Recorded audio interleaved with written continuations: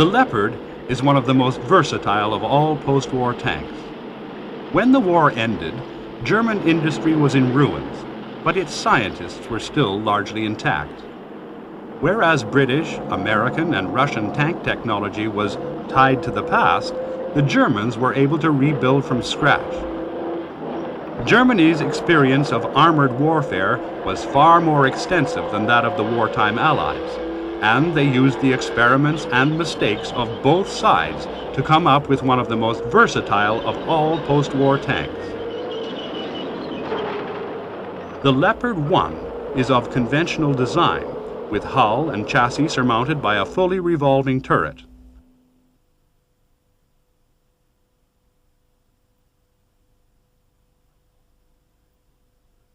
Like all modern tanks, it has an engine unit which can be removed and replaced in the field, saving invaluable battle time otherwise lost on maintenance. The transmission system is a similar module which can be changed quickly. Main ammunition stowage for 42 rounds of 105mm shells is at the front.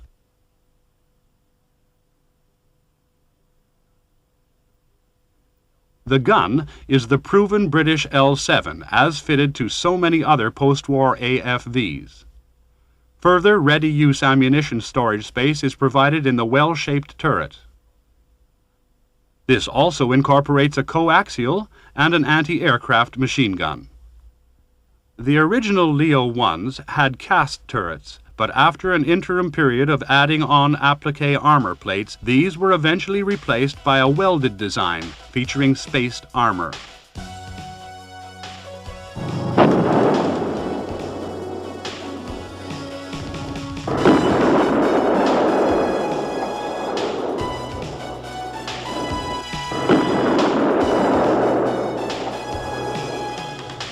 The Leopard is very much of an all-rounder with high agility and good cross-country handling.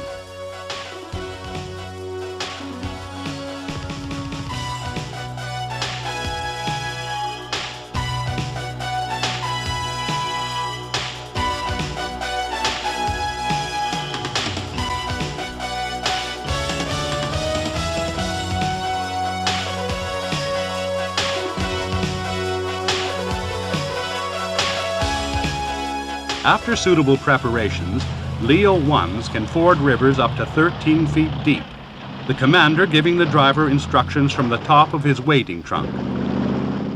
This is not a new idea. Panzer IIIs were similarly equipped during the Second World War for the planned invasion of Britain, which never came off, although they did see valuable use later in Russia.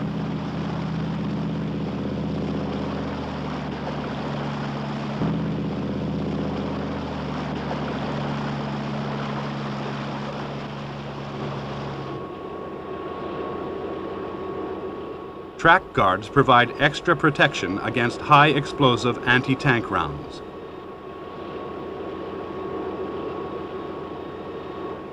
Mud and snow groutsers are routinely carried on the glacis plate and can replace the rubber track pads when required.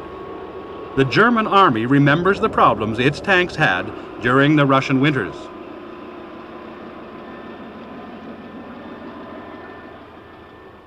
Both commander and driver have passive light intensifiers which enable them to see clearly by starlight without revealing their own presence to the enemy.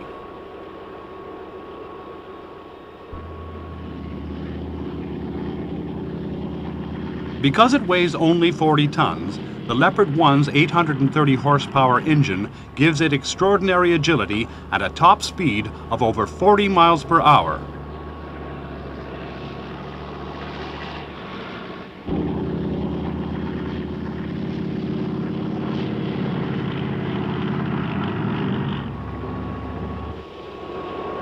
Modern improvements to the fire control equipment, coordinated by a dual-axis mirror system, means that the tank's gunnery is as accurate by day as it is by night.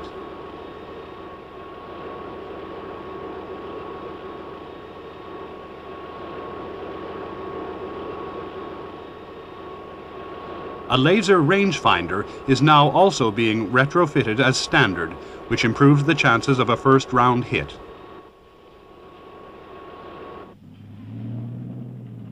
Although the Leopard's armor is only some 70 millimeters thick, its design gives excellent ballistic deflection properties. An overpressure NBC system gives the crew additional protection against air contamination. Leo 1s are also provided with smoke grenade launchers to provide rapid screening in the event of a surprise attack.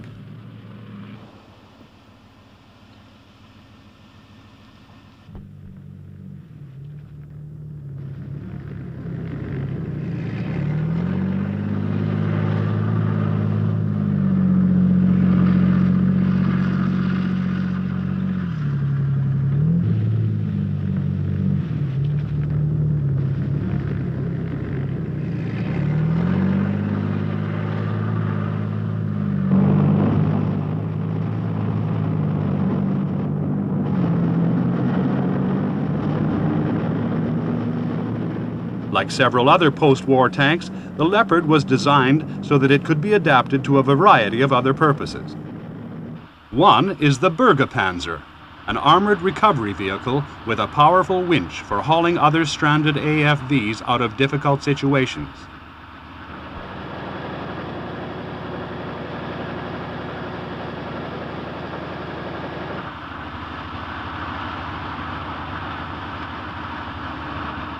It also has a bulldozer blade and a crane, which is used in changing Leopard engine packs.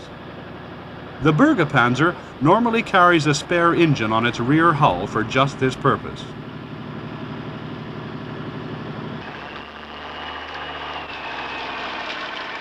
The combat engineer version of Leopard is similar to the Panzer, but instead of carrying a spare engine, has a retractable vertical earth-boring drill.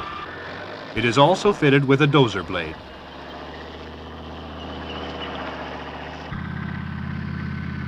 One of the most impressive of Leopard variants is the Beaver.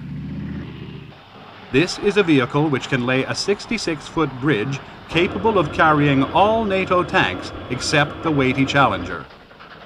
It is unusual in that the bridge is extended horizontally rather than unfolding through 180 degrees. This helps conceal the vehicle from the enemy.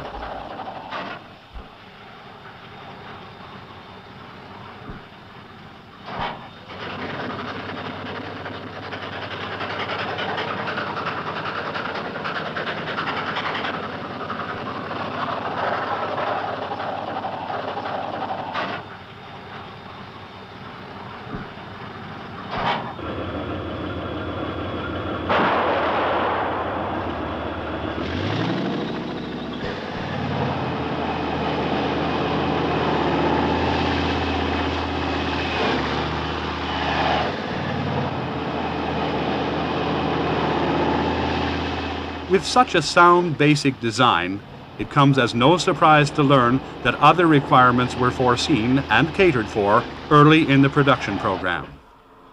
One of these is a computerized simulator, which allows future Leopard tank drivers to learn their skills without wasting fuel, and perhaps knocking down some irate farmer's barn by mistake.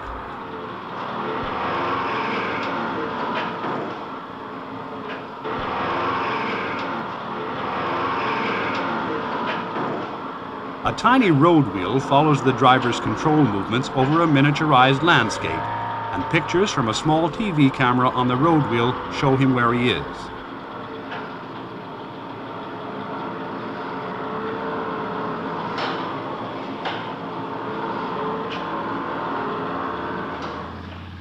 This learning process was taken even further with the Leopard Trainer, a turretless tank with a glassed-in superstructure housing the driving instructor. The high cross-country mobility of the Leopard 1, coupled to impressive reliability, have resulted in widespread export success to Canada and Australia, as well as several European countries. The 105mm L7 gun is still one of the world's foremost tank busters, even though it has been overtaken by other more powerful pieces.